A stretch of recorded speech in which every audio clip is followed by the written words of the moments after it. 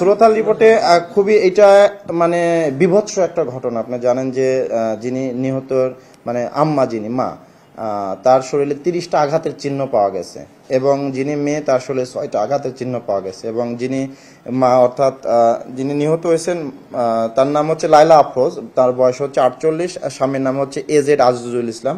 তার শরীরে 30টা আঘাতের চিহ্ন পাওয়া গেছে এবং তিনি ওই বাসাতেই মারা গেছেন। আর যিনি মেয়ে নাফিজা লাওয়াল, তার বয়স মাত্র 15 বছর, তিনি একজন শিক্ষার্থী।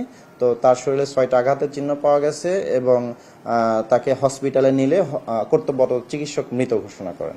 না, আমরা আসলে আমি বলি দায়িত্বশীল জায়গা থেকে কোনো বিষয় আমি ইয়ার থেকে ধারণা থেকে বলতে পারি না, এটা আসলে ঠিক হয় না। কারণ আমি দেখা গেল এখন একটা কথা বললাম, তদন্ত শেষে আর এক রকম বের হলো, তাহলে আমার বিশ্বাসযোগ্যতা নিয়ে প্রশ্ন উঠবে। তো এই কারণে আমরা যতটুকু পেয়েছি, যতটুকু আমাদের পোস্টমর্টম রিপোর্ট যেটা আসবে সেখান থেকে তো আমরা স্পেসিফিকলি আপনাদের বলতেই পারবো। আর যেটা আমরা ইনকোয়েস্ট করেছি প্রাইমারিলি যতটুকু, সেটা তো আপনাদের বললামই। আমরা যে ওই হত্যাকাণ্ডে ব্যবহৃত যে অস্ত্র সেটা পেয়েছি, আপনাদের সেই ছবিটাও আপনাদের দেখানো হয়েছে এবং ওইখানে আসামির ফেলে যাওয়া যে বিভিন্ন উপকরণ, যেটা আমরা বিশ্লেষণ করে বা রাসায়নিক পরীক্ষার মাধ্যমে তাকে ধরাটা সহজ হবে, সেটা কিন্তু পিবিআই এবং সিআইডি এসে তারা স্যাম্পল কালেকশন করে নিয়ে গেছেন। ফলে আমাদের ব্যাকগ্রাউন্ডের মোটামুটি সব কাজ শেষ, এখন শুধু আসামি ধরাটা বাকি।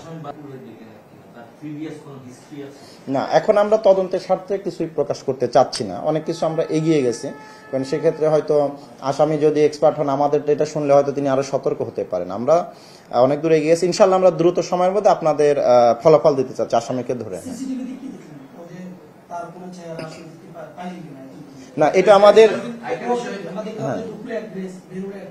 আমরা যেটা ধারণা করতেছি এবং পারিপার্শ্বিক পরিস্থিতি বিশ্লেষণ করে এবং যিনি বাদী হয়েছেন অর্থাৎ নিহতের বাবা এবং স্বামী, তাদের সাথে কথা বলে যেটা জানলাম যে হত্যাকাণ্ডের পরে এই যে পোশাকটা পরে মানে স্কুল ড্রেসটা পরে চলে গেছে, এটা হচ্ছে যে নিহত ওই মেয়ের ড্রেস। হ্যাঁ, আর দেখবেন উনি যখন ঢুকছেন তখন কিন্তু ওনার কোনো ব্যাগ ট্যাগ ছিল না কাঁধে, কিন্তু যখন বের হচ্ছে তার পিঠে কিন্তু একটা ব্যাগ ছিল। আমরা ধারণা করতেছি হয়তো ওনার বোরকা টোরকা ওই ব্যাগের মধ্যে নিয়ে চলে গেছে। ওনাকে ধরতে পারলে, মানে হত্যাকারীকে ধরতে পারলে আমাদের বিষয়টা সবচেয়ে ক্লিয়ার হয়ে যাবে। না, দারোয়ান জিজ্ঞাসা করেছিল যে কোথা থেকে আসলেন, তখন উনি বলছে আমি 7 তলায় থাকি।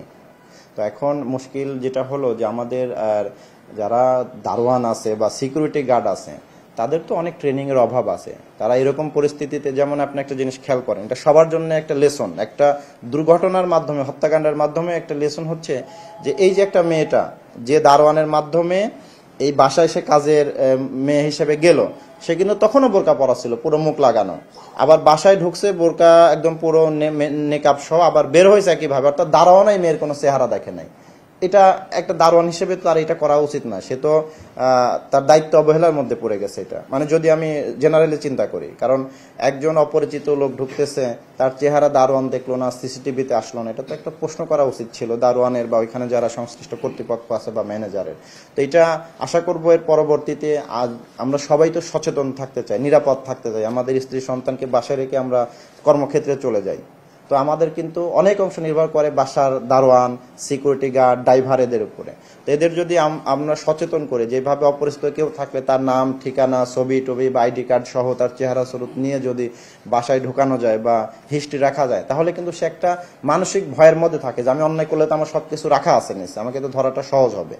এই ক্ষেত্রে এটা কিছুই হয় নাই। মানে এই যে গত 4 দিন যে এই মহিলা ধারাবাহিকভাবে এই বাসায় ঢুকেছে, কাজ করেছে, বের হয়েছে, কেউ কোনো তথ্য জানেন। ইভেন যিনি গৃহকর্তা, তার সাথেও কোনো যোগাযোগ হয়নি এবং তারাও জিজ্ঞাসা করেন কোথায় থেকে আসলো, কি কাজ করে, কেন আসলো।